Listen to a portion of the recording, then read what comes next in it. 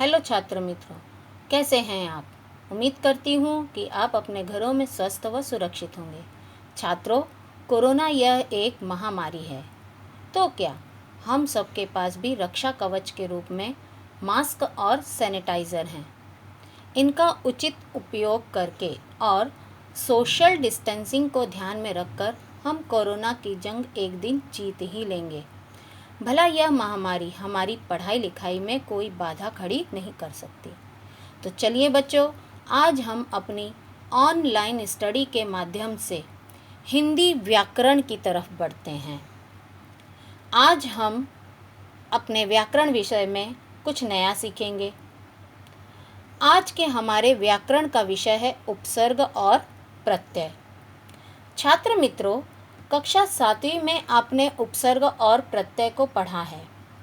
आज हम उसे दोहराएंगे भी और कुछ नया भी सीखेंगे। तो चलिए चलते हैं, हम देखते हैं कि उपसर्ग किसे कहते हैं। मित्रों, उपसर्ग शब्द में जो उप शब्द आया हुआ है, इसका मतलब होता है पहले।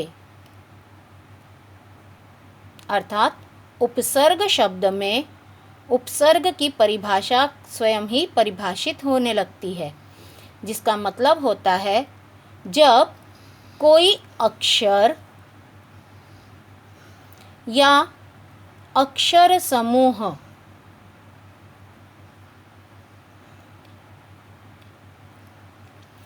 किसी भी शब्द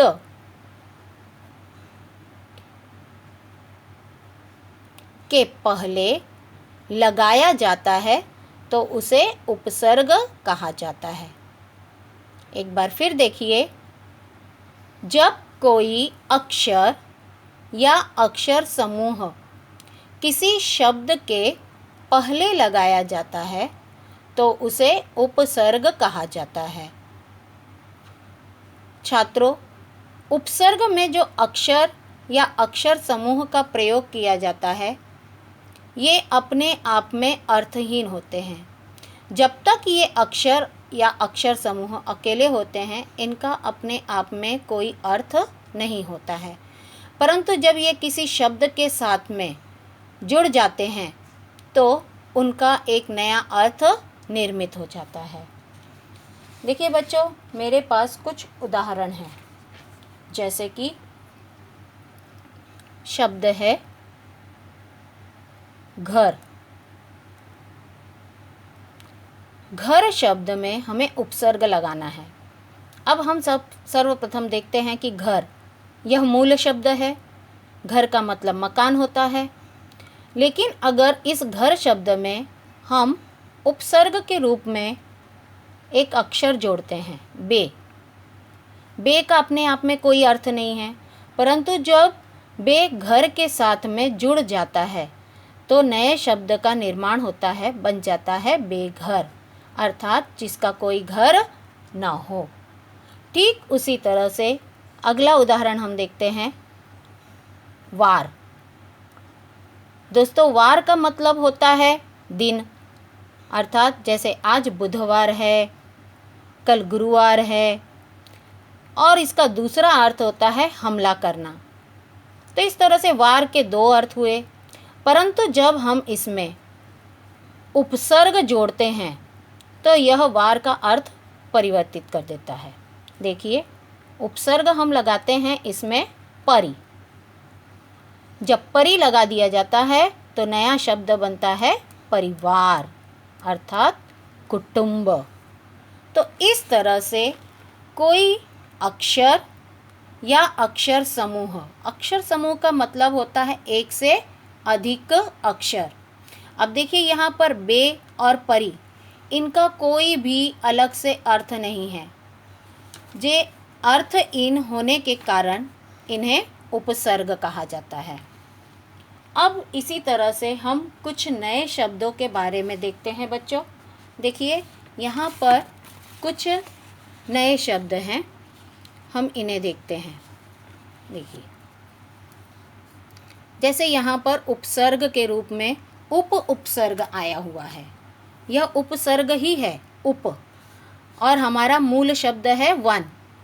वन में हमें उप उपसर्ग लगाना है।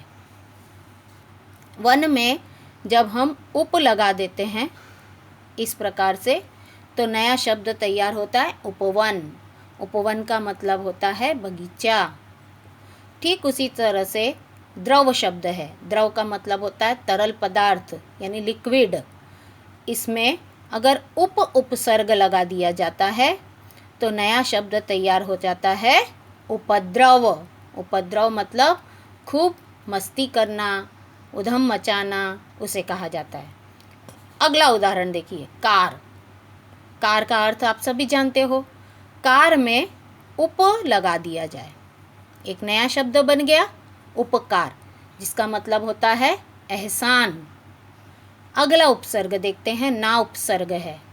ना उपसर्ग हमें समझ शब्द में लगाना है। ना लगा दिया तो बन गया ना समझ। काम शब्द है। काम अर्थात वर्क, इसमें ना लगा दिया जाए तो बन जाता है शब्द नाकाम। अगला उपसर्ग देखिए, प्र उपसर्ग है। मूल शब्द उसका देश है। देश में प्र लगा दीजिए, शब्द बन गया प्रदेश। देश मतलब पूरा राष्ट्र होता है, प्रदेश मतलब जो देश के भीतर एक छोटा सा हिस्सा होता है। अगला शब्द है काश। काश में प्र लगा दिया जाए तो बन जाता है प्रकाश अर्थात उजाला। अब देखिए दोस्तों, यहाँ पर दुर उपसर्ग है। यहाँ आप देख रहे हैं कि र में हलंत लगा हुआ है। जब किसी व्यंजन में हलंत लगा दिया जाता है तो वह व्यंजन अपने आप में आधा हो जाता है। तो र का आधा स्वरूप हमें इस दिए गए शब्द में लगाना है। शब्द है यहाँ पर गुण। गुण का मतलब होता है क्वालिटी। अब हम यहाँ पर दू लिखेंगे पूरा और र लिखना है हमें आधा। तो आधा र लिखने के लिए हमें इस तरह से तैयार करना है। बन गया शब्द हमारा दुर्गुण। दुर्गुण अर्थात बुरे गुण। अगला उदाहरण देखिए, गंध। गंध का मतलब होता है महक। अब इस महक अर्थ वाले शब्द गंध में हमें दुर लगाना है। हम दू लगाएंगे और उसमें यहाँ अगले अक्षर में आधा र का प्रयोग करेंगे इस प्रकार से, तो बन जाएगा शब्द दुर्गंध। दुर्गंध अर्थात जो अच्छी गंध नहीं होती है, जो अच्छी महक नहीं होती है। अगला उदाहरण के रूप में शब्द है बल। बल मतलब ताकत, और इसमें हम दुर लगाते हैं। दू लिखा और आधा र लिखा, बन गया शब्द दुर्बल अर्थात कमज़ोर। ठीक उसी तरह से छात्रों देखिए, यहाँ पर निर उपसर्ग लगाया गया है। निर उपसर्ग के प्रयोग में भी र का आधा उपयोग करना है। यहाँ पर गुण आया है, फिर से गुण में ही हमें निर का भी प्रयोग करना है। तो यहाँ पर हम नी लिखेंगे पूरा ज्यों का त्यों और र को बना देंगे आधा इस प्रकार से। शब्द बन गया यहाँ पर निर्गुण। निर्गुण का मतलब होता है जो हमें दिखाई नहीं देता। फिर यहाँ पर शब्द मिला है हमें बल। बल यानी ताकत, जैसा कि पहले बताया यहाँ पर मैंने।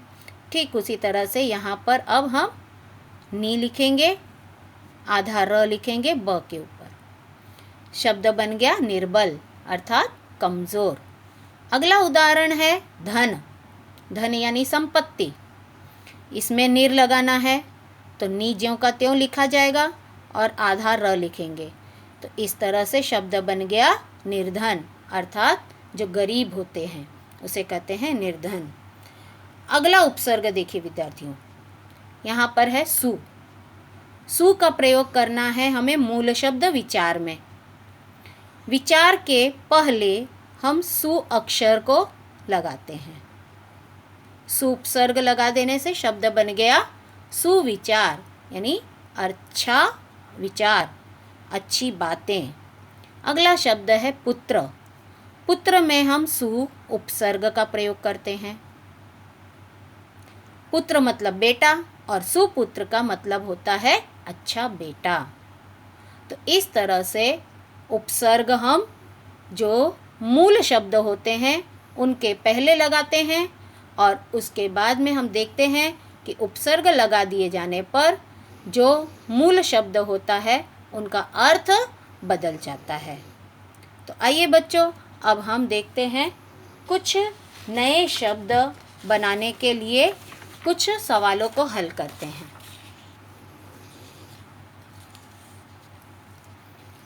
देखिए, यहाँ पर कुछ उपसर्ग दिए गए हैं। प्रश्न है हमारा, उपसर्गों को मूल शब्द में जोड़कर नए शब्द बनाओ। छात्रों, यहाँ पर देखिए, लाल अक्षरों में उपसर्ग दिए गए हैं और नीले अक्षरों में, नीले शब्दों में, नीले रंग में शब्द तैयार करके बताए गए हैं। अब हम इनमें जो उपसर्ग हैं उन्हें रेखांकित करते हैं। देखिए, अव, अव से बना अवगुण, ये नया शब्द हो गया। ये उपसर्ग लगाया और नया शब्द तैयार हो गया। बे, बेबात। प्र, प्रयत्न। ना, नाकामयाब। सु, सुविचार। बद, बद से बना बदनाम। आ से बना आकाश। अनु, अनु उपसर्ग से बना अनुशासन। दुर, दुर से बना दुर्गुण। परि उपसर्ग से बना परिभाषा। तो दोस्तों, देखा हमने, उपसर्ग शब्द को मूल शब्द में जोड़कर नया शब्द तैयार होता है। छात्र मित्रों, देखते हैं हम शब्दों से उपसर्ग और मूल शब्द को अलग करके लिखो। अर्थात यहाँ पर कुछ शब्द दिए गए हैं और इन शब्दों में से हमें उपसर्ग को और मूल शब्द अर्थात जो मुख्य शब्द होते हैं दोनों को अलग अलग करके बताना है। तो इसे अलग करने के लिए हम देखते हैं पहला शब्द। शब्द है कुपुत्र। अब इस कुपुत्र में से हम उपसर्ग को ढूंढेंगे। तो इसमें उपसर्ग है कु, तो हम यहाँ पर लिखते हैं कुसर्ग। उसके बाद मुख्य शब्द बन गया है हमारा, बच गया है जो शेष, वह है पुत्र। ठीक इसी तरह से हम अगले शब्द को देखते हैं। शब्द है हमारा बदहाल। बदहाल में उपसर्ग है बद और हाल है उसका मूल शब्द। उसी प्रकार प्रतिछाया, इसमें उपसर्ग है प्रति और छाया है उसका मूल शब्द। अगला शब्द है आमरण। आमरण में आ उपसर्ग है और मरण जो है उसका मूल शब्द है। अनुशासन, इसमें अनु उपसर्ग है तो शासन इसमें मूल शब्द है। अगला है निर्मल। निर्मल में उपसर्ग है निर, आधे र का प्रयोग है यहाँ पर। देखिए, म के ऊपर आधा र लगा है, इसलिए यहाँ पर हम र को हलंत लगा करके आधा दर्शाएंगे। बन गया यहाँ पर उपसर्ग निर और यहाँ पर मूल शब्द का बन जाता है मल। उसके बाद में है दुर्गंध। दुर्गंध में भी हम पहले लिखेंगे दु और फिर र को हलंत करके आधा बताएंगे और यहाँ पर दुर उपसर्ग हो गया अलग और यहाँ पर मूल शब्द हमें मिल जाता है गंध।